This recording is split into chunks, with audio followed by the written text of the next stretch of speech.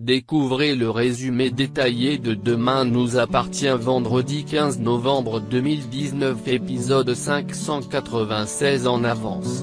Le recap complet du feuilleton Demain nous appartient du 15 novembre 2019 avec les spoilés. Flore et Chloé vont mal. Jeanne secourue par Alex et Jules portés disparus dans l'incendie du mât. Demain nous appartient en avant-première du vendredi 15 novembre 2019, tout ce qu'il faut savoir.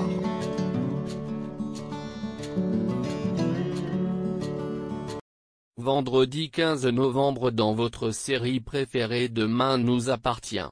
L'incendie ravage toujours le mât.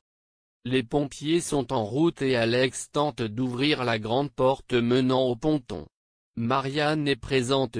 Bart est inquiet pour sa mère et aurait aimé que quelqu'un l'empêche d'entrer au mât. Anna a rappelé les pompiers seulement ils viennent de 7, il faut leur laisser le temps d'arriver sur les lieux. Arthur a réussi à transporter Sophia sur son épaule et l'a amenée devant le mât. L'adolescente est inconsciente. Marianne demande à Arthur de quelle hauteur ils ont sauté et depuis combien de temps elle est inconsciente. Arthur lui explique qu'ils ont dû sauter d'une hauteur de 3 et qu'elle est inconsciente depuis environ 5 minutes. Pendant ce temps, Robin, prévenu par des voisins, arrive sur place affolé. Maxime lui explique qu'un court-circuit s'est déclaré sur le tableau électrique. Marianne examine Sophia mais l'adolescente ne réagit pas. Son pouls est rapide mais régulier. Le docteur Delcourt pense que l'adolescente est peut-être commotionnée. De son côté, Robin est inquiet car il ne voit pas Jeanne. Bart l'informe que Bilal leur avait dit que Jeanne était partie se reposer sur les coups des 17 heures. Robin veut prévenir Alex que leur mère est à l'intérieur et demande à Bart par où ils sont sortis du mât. Pendant ce temps, Alex a réussi à entrouvrir la porte qui mène au ponton. Robin le prévient que leur mère dort à l'étage et demande à son frère d'aller la chercher. Alex demande alors à Robin d'essayer de faire sortir Chloé mais cette dernière refuse que son mari monte car c'est dangereux. Alex ne l'écoute pas et monte à l'étage. Chloé commence à être fortement accommodée par la fumée et tousse lorsqu'une grosse boule de feu se déploie au plafond. Chloé est d'abord tétanisée puis s'en va. Les flammes s'échappent ensuite par la porte du ponton. Robin part chercher de l'aide. Chez les douaniers, le téléphone de William sonne. C'est Anna. Elle se présente comme étant la fille de Marianne et annonce à William qu'un incendie s'est déclaré au mât et que Sophia et Arthur ont sauté du premier étage. Elle lui précise que Sophia est inconsciente. William lui demande de lui envoyer les coordonnées GPS du mât par SMS. Angoissés, William et Aurore se rendent sur place. Pendant ce temps, Virginie reproche à Bilal on ne l'a pas vu sortir du mât, note de la rédaction, d'avoir laissé Jules à l'étage. Chloé, quant à elle, a trouvé une couverture et s'est enveloppée avec. Elle part à la recherche de Flore mais accommodée par la fumée, elle s'allonge à terre. Les pompiers arrivent enfin. Anna leur demande de se dépêcher car il y a encore du monde à l'intérieur. Pendant ce temps, Alex est à l'étage. La porte de la chambre de Jeanne est fermée de l'intérieur. Virginie, quant à elle, supplie les pompiers d'aller chercher son fils à l'étage. William et Aurore sont angoissés et se trompent de route. De son côté, Alex enfonce la porte et demande à Jeanne de se lever mais sa mère lui demande de la laisser.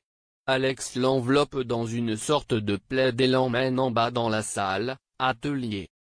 Bilal tente de rassurer Virginie. Il lui explique que les pompiers fouillent tout l'étage et que si Jules n'a pas avalé trop de fumée, il a dû s'en sortir.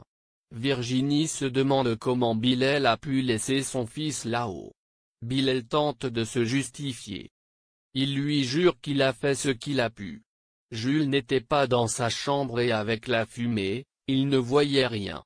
Virginie le traite de lâche et lui rappelle qu'il devait protéger son fils comme il l'avait promis à son mari. Virginie lui ordonne de la laisser seule. Arrivée dans la salle, atelier, où devait se dérouler la fête, Jeanne demande à Alex de la laisser là et de lui foutre la paix. Ils sont secourus par les pompiers qui les amènent à l'extérieur. Robin retrouve Jeanne avec soulagement tandis qu'Alex s'inquiète de ne pas voir Chloé. Robin explique à son frère qu'il n'a pas pu sortir sa femme de cet enfer.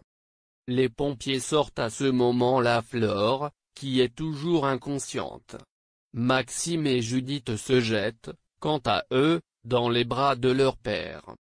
William et Aurore sont arrivés et sont dans le camion des pompiers. Sophia a repris connaissance mais ses membres inférieurs sont attachés. William la rassure, il s'agit d'une simple précaution puisque Sophia arrive à bouger ses orteils et qu'elle sent ses jambes.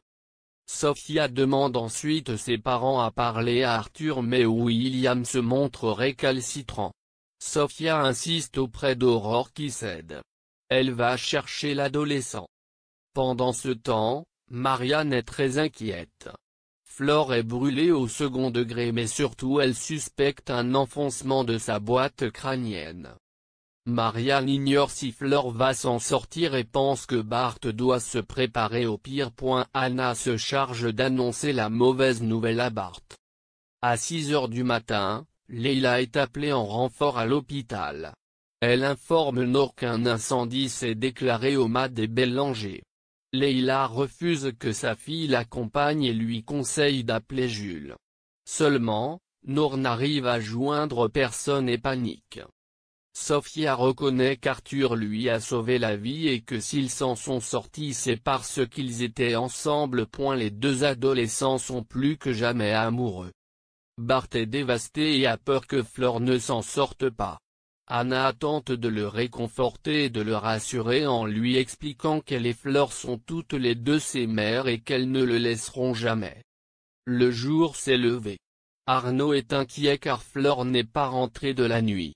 Il tombe sans arrêt sur sa messagerie et n'arrive pas à joindre Bart. Au bout d'une énième tentative, Arnaud arrive à joindre le fils de Flore. Bart annonce alors à Arnaud qu'un incendie s'est déclaré et que Flore s'est blessée à la tête. Arnaud reproche à Bart de ne pas l'avoir prévenu et fonce ensuite à l'hôpital. L'incendie est maîtrisé. Le chef des pompiers est prévenu par un collègue qu'une victime a été retrouvée inconsciente. Alex et Maxime se précipitent et découvrent Chloé allongée sur le ponton. Elle ne réagit pas. Jules, quant à lui, est toujours porté disparu. Est-il encore en vie ?